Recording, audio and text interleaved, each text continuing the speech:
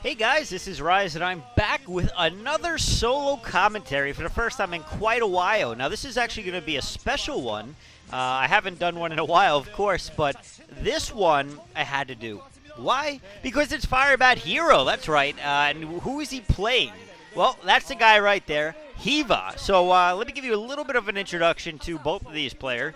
FireBatHero, one of my favorite players of all time. I find him to be one of the most entertaining players, both in and out of the match. He's just one of those guys that's really out there. You know, he really enjoys what he does. He really enjoys entertaining the crowd, which in my opinion is key to being an entertainer in general, and to be a star in the pro league or whatever. If you don't have some sort of story behind you, you just kind of get lost in the masses. You know, there are plenty of great players out of there, but there's also plenty of boring great players. So who cares about those players? Not me. I care about the players who make a name for themselves and are pretty cool to boot, at least from what we can watch from TV, because you know what? That's all we know about them for the most part, except for some clips and bits and pieces out of that. You don't really know too much. FireBatHero always been entertaining, and so every time that I see him really do a game, I try to do it. I haven't done a lot in a while, but now I just got to do this game.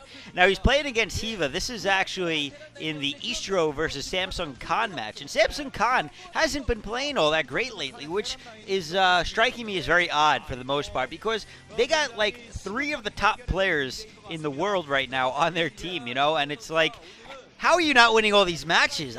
They're playing against no-name teams that are destroying them. So really, I'm kind of surprised in that, and hopefully FireBatHero can help turn that around, at least in this set. I haven't watched any of the other games. I haven't watched any of the other, anything about this, to be honest. I'm just kind of picking this game out of the blue. So this is apparently the 4th set, and I don't even know what the stats are going into this. But I'm guessing either way that it's a critical game for FireBatHero to win, considering we're past the 3rd set, and they obviously didn't 3-0 the other team. Hyvaa, on the other hand, all right. Well, actually, let me finish a little bit more about FireBatHero. I want to get to a couple of other points, one of which is FireBatHero has been in a slump, definitely. He's 4-7 in his last 11 games. Or is that 11? Yeah, 11 games. No. Yeah. All right. I can't do math apparently while I commentate. Not bad for an engineer. He's been playing like crap, and I mean, really, he hasn't won any really big games with the exception of beating. Let's see. He beat C. He beat Holgil. He beat Index once, and he lost the other 2 in the GOM Classic season. Oops, sorry if that's a spoiler. And then now he's playing Hyvaa. So I mean, really, he's not doing all that great lately. So certainly, this game means a lot just to him, at the very least. Hyvaa, on the other hand, is also, luckily for FireBatHero, Hyvaa has been playing like absolute ass. I mean, basically, he's lost, I don't know, 4 or 5, 1, 2, 3, 4, 5 out of his last 6 games. And if you go back even further to the beginning of March, basically, he's just been playing like crap. He beat Piano and Zero and this guy named Herb. Everybody else he lost to was either much better than him or not even that much better than him, like other no-names that I've never even heard of he's losing to. All right, enough of that. So going into this match, this map is actually 3-1 in favor of Terran players. This map is called Outsider. It's a very interesting, one of the new maps of the Pro League season, and it's very interesting to me because it's like hard to tell, at least based off of the preview pictures, what exactly is going on. But so far, there's something leading to this map being Terran favored. And as we see the map unfold a little bit better, because this is honestly the first match that I've watched on this, we'll give some better insight, or I guess I'm by myself, unless I'm a schizo. I'll give some better insight to, if I can anyway, why it's Terran favored. So so far, it looks like we got a overpool, going down for Hyvaa. And FireBatHero, on the other hand, just starting off his wall-in. I think there might be a hidden not a hidden, but a safe expansion behind the base, but I'm not entirely sure. So again, but we'll know that very, very shortly, because FireBatHero might be walling off in order to do that. But no, it looks like he's actually going for gas. So we're going to see some mech here, it looks like. I mean, this is very early gas, and I can't imagine him doing anything else. Hyvaa, on the other hand, just kind of starting to get his game going, getting the flow up. And it looks like he's scouting in the exactly correct location with the first Overlord. He's also going to get a hatchery of his own for his expansion. That's, of course, the right thing to do. So he went Overpool into a hatchery, which, you know, is safe. If he were to get bunkered or something like that, he'd be able to handle it, of course. And FireBatHero has been known to bunker quite a few Zergs, Savior being one of the most notables, but certainly it wouldn't be his first time, and he's somewhat experienced in doing so. So we can see this map has pretty tight ramps, reminiscent of Python's ramps. You know, I mean, really, it's just those ramps that I think you could probably block with one unit or something like that, although I'm not entirely sure. And maybe a little bit bigger. Sometimes they're deceiving, you know, like, I mean, let's say 2 assimilators on Troy, you know, I mean, it doesn't look like you could squeeze big units through there, but you can, and then you break one off, and all of a sudden it's still the same size, but you can't fit the same size unit. So, you know what, I'll have to play this map this weekend and see if I can try out a couple of those things.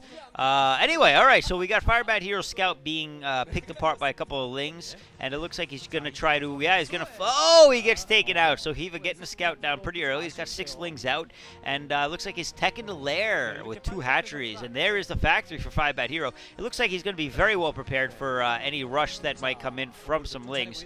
Almost, well, he drives off an Overlord. I think he was hoping to take it out, of course, but I think he knew that he couldn't, so probably moot point. Now we got a couple of Lings going to go test the front door maybe, or just hang out in case FireBatHero tries to move out with a couple of units to harass, or maybe catch some scouting units. But no, it looks like he's going to back off. And look at that, FireBatHero going for a starport. The question is, what's he building in that factory? It looks like he's building some vultures, of course, considering there's nothing else he can build without a machine shop or an armory, and he doesn't have either right now. So it's got to be, and there is the vulture right there. So we may see, I'm curious actually, if we're going to see the fantasy build, because we've been seeing that more and more these days with more and more success as well. I mean, fantasy definitely invented it, but these other players all over the place seem to be polishing it very nicely. And so FireBatHero may be taking that cue, trying to use that to his advantage, and maybe that's one of the things that this map is particularly good at. He's going to try to take out that Overlord, and Ling's going to try to take out that Vulture, but it looks like he's going to be able to micro them without a problem at all. He's going to take out all but one, and almost takes out the Overlord, but if he makes a Wraith, that will go down. But no, it looks like this really is... Whoa, okay, he's got a machine shop going down as well. I don't know if he made a second Vulture or not, but it does appear that he's at least getting a dropship based off of the control tower, although he could be going for a quickly cloaked raise. And there's an expansion. That's a natural expansion. That's in front of his base. That is exposed to front door attacks, basically. And I believe that there's actually 2 entrances to that natural, or actually, no, it's just completely wide open, not even entrances. So it's very vulnerable and a very difficult expansion to defend for sure. There are, no, it's not wide open. What am I saying? All right, so obviously I don't know this map at all, like I was saying. But it looks like there are 2 entrances, so kind of like a Sinchupung Young thing. You can get in the side and do some damage from that direction, but I don't know how easy it is to travel that direction. There is the dropship, and I don't know what's in it because he wasn't watching. The observer wasn't watching when he went to go pick up some units. So that dropship, I don't think it was scouted at all, to be honest. And the question is, will he be able to get in and do some economic damage? I don't really know yet because he is not been playing that well lately. That's pretty much my only reason. And it looks like this is going to be pulled off very nicely, actually. If he goes into the main completely undetected, let's see how many vultures he's got over there. And mutas are moving out of the base. There are 3 vultures in there. It looks like they're going to be...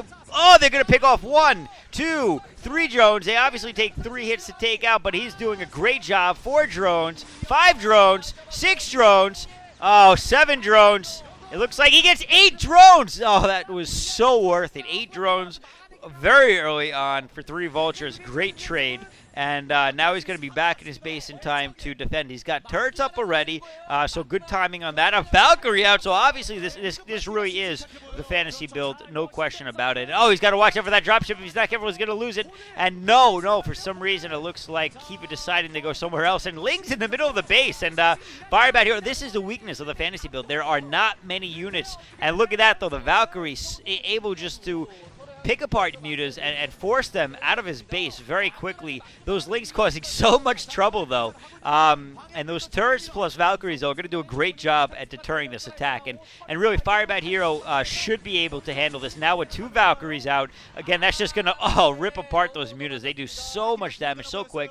The range will chase those mutas forever, do a ton of damage. And so, really, those mutas are fairly ineffective at this point. Hyvaa going pretty much the wrong build, in my opinion, to fight this. And now switching to Hydra Tech. And there we do see it. So there is 2 openings to that base, and he's going to try to use those Lings to take down some turrets. And FireBatHero still not with any ground forces to speak of. He does have one Marine in his mineral line to help take out that one Ling, and now it gets taken out. So really, he's got, I think, a Vulture in his main, a Goliath out now. So he is switching to Goliath. But right now, they're going to have a tough time doing anything. And, there are the Scourges. See, that is the X factor in this build that Hyvaa has versus... And, oh, man, FireBatHero, again, still no ground forces. In a lot of trouble if he can't start defending the ground, because Hyvaa's not an idiot. He's going to start making some Lings, continue to pump Lings, and get him inside the base. And FireBatHero may have